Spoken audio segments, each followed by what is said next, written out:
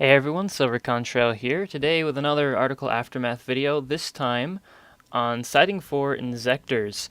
So Inzektors really caught me off guard. I was not expecting them to be as good as they are this format, and clearly they are very good. They're definitely topping with the consistency that we're seeing everything other than Fire Fists have, because Fire Fists have way more consistency than everything else.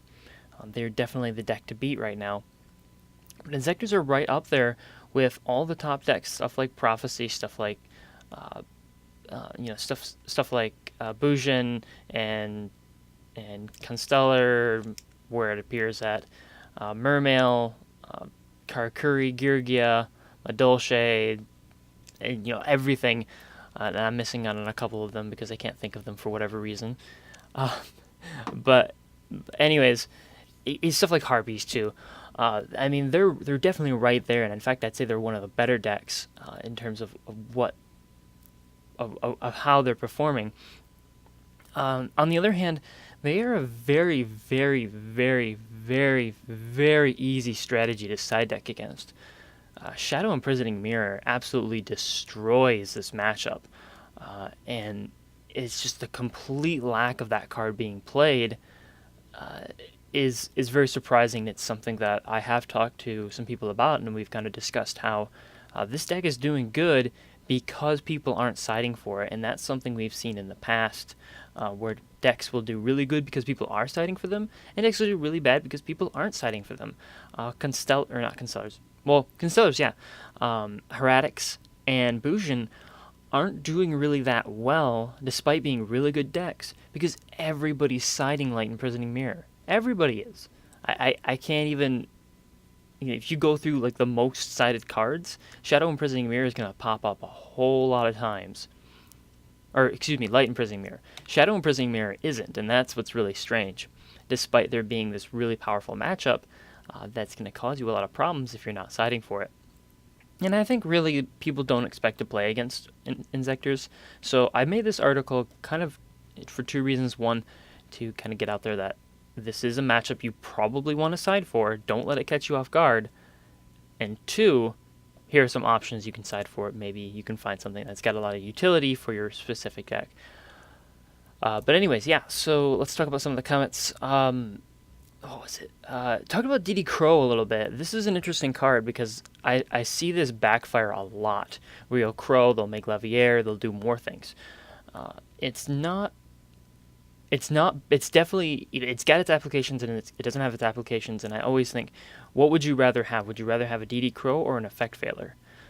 There are definitely times where either one is going to be better. And I used to say the same thing about Dragonity to a sense. Like, there were instances where Valor was going to be better, and there were instances where DD Crow was going to be better. Generally, it was DD Crow that was the best. I think in this matchup, generally, it's Effect Valor, but that's very opinionated, and it does matter how many Call the Haunted they're running. So if they're running, say, 3 Call the Haunteds, then I would probably go DD Crow. If they're not running Call the Haunted at all, or maybe only one copy, I would probably go Effect Valor.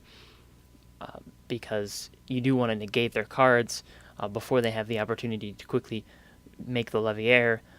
And there was a comment in there that Levier itself has their answers to it. Well, why not just play the Valor and then you don't even have to answer the Levier at all because you Valored it?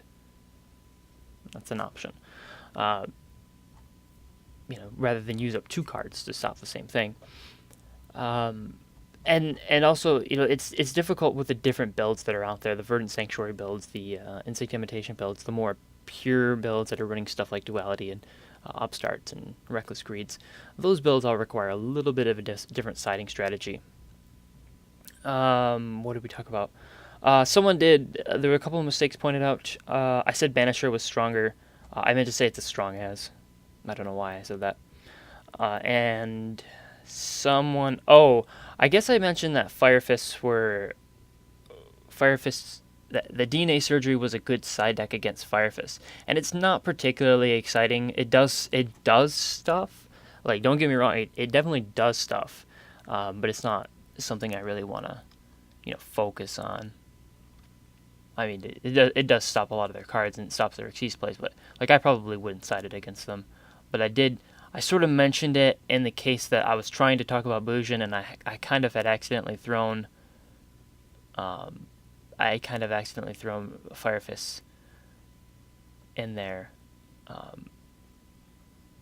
Yeah, I meant to kind of say that Bujin were susceptible to DNA surgery, and Dust Tornado was also effective against Fire Fists. That's sort of what I meant to say. And then, yeah, more DD Crow. And then we talked about the Emperor's Holiday. Not sure what the ruling is on that. A lot of people talked about Overworked, which is really cool because, it is a side deck card that's seeing a lot of play. The only issue I have with that, and Trap Hole as well, someone mentioned that, is that they do trigger Verdant Sanctuary. They don't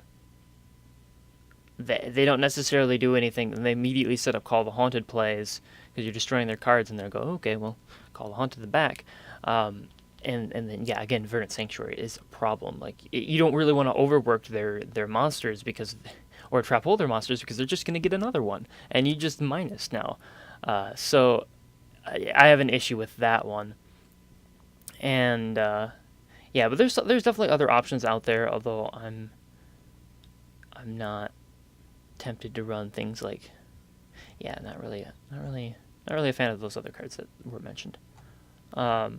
But yeah, Mistake is of course good. It's Mistake. Okay, this is the big card. Now I'll kind of round out this discussion by talking about Mistake. This thing's hit $40. It's $40 now. I mean, this card was like 21 for a bunch of weeks, and now it's jumped to 40, and everyone's going, oh yeah, we kind of need this card. And honestly, I'm surprised. Like, when I started seeing it pop up in regional lists, I fully expected it to jump to 40 at just any day, and I keep watching it, and I'm expecting it to jump, and it just hasn't done it until finally, just this last week, well, last week from when this video is going to go up, it's jumped to 40, and to me, that's such an obvious thing. This card was clearly, when it was released, a hugely important card that would be very, very important, and I'm surprised that only now is it getting that price hype. And I think with this price hype comes that realization that this is the card you need to be siding if you can side it, and if you can't, find a way to play around it because you're going to come up against it. Someone will play it against you, and this is a card that is probably going to make a couple of different decks, stuff like Harpies especially, good because you can main deck this card. You can play it with Trap Stun. You can play it with the Hunting Ground, pop your own Mistake, and then summon another Harpy, and then pop your own sign at that point, and then you get your search. And you can turn Mistake on and off with that deck, and I do think we'll be seeing a lot more of this, even with Shared Ride being an alternative option. I think Mistake is still probably the stronger of the two, although Shared Ride is a lot easier to include in things. But yeah, that's about it for today. Of course, the articles are in the description as usual. Thank you for listening, and until next time then.